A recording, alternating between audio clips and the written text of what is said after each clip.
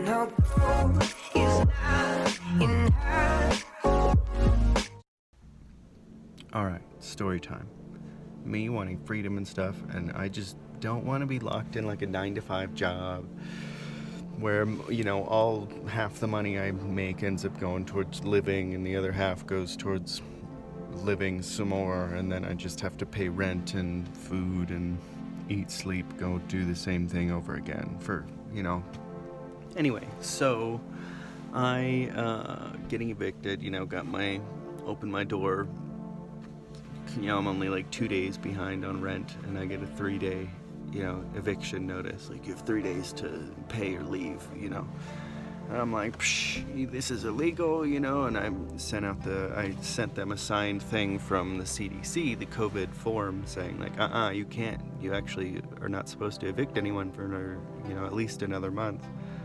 So I ended up signing a bunch of those little papers saying like, hey, CDC form, prevent eviction, and I went and posted them up on all the doors around my apartment complex that had eviction notices. I had to write like 60 of these little things. So hopefully I got more time for people, so they didn't feel like they had to leave without any place to go. I don't know everyone's situation because I don't have any place to go. I was gonna make my car a tiny home. I was thinking about that, and I was realizing that my manifestation ability is purely dependent on what you focus on, so and what you know to be true, essentially. So if I'm over here focusing on how am I going to build out my tiny car into an RV, then that's what I'm going to end up doing. And so I had to switch my focus, and I was like, let's aim higher. Like, I don't know how, I don't have any money, but I'm gonna get an RV. And then I ended up rear-ending this guy, right? So my mom was like, hey, yeah, close your account, you run out of money, they're gonna charge you fees. And I was like, okay. And I went to Wells Fargo, which I don't like Wells Fargo. I just had that account for something different, and so I went and I closed it. And then I ended up rear-ending someone. And that was kind of alright, and I'm like, alright, well, whatever, I'll deal with it. And I sent a photo, and I found this RV on Facebook Marketplace, and I was like, hey, I'll trade you my car for your RV. And this dude's like, sure, I'm like, okay, I'm like, yeah. And then like the next day I'm like, alright, so I'm gonna go to the pick and pull, and I'm gonna get, just like a new bumper or some shit, make my car look all nice. And then my hood flew up and smashed out my front windshield. So now I'm sitting here at the house, like, I was like, alright,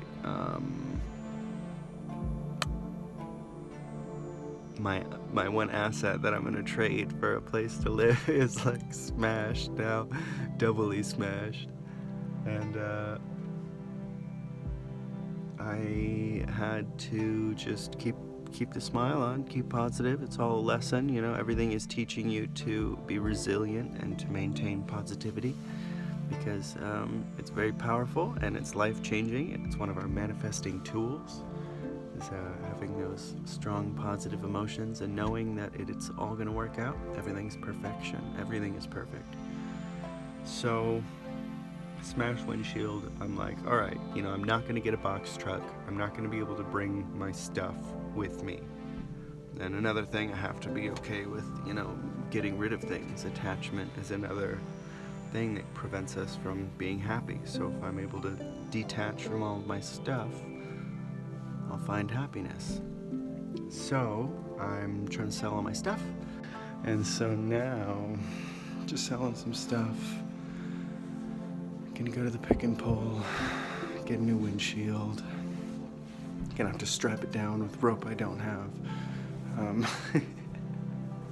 I do have something that'll work as rope. It doesn't matter, I'll use an extension cord, like there's always a way.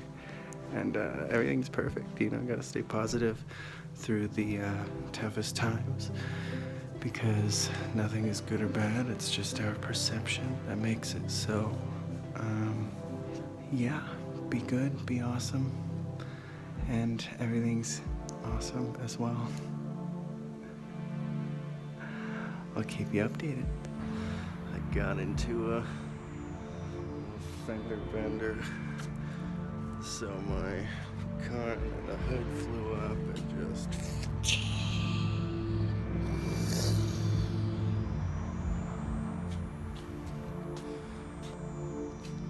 So we're gonna go and deal with that. But first, I think I'm just gonna take this off and then go from there. Okay, update. We've got, I screwed in this little guy here, so that'll hold that down and put it on. So hopefully we're good. I was gonna use an extension cord, but looking for that little tow hitch thing, I found the strap in the back, which is perfect. And now I'm gonna go to the pick and pull, see what we can salvage. All right, see you on the other side. So I've got my tools. I've got my windshield remover, my windshield caulking and stuff. I'm gonna go and try and remove the windshield. And now we are headed out. See how it goes.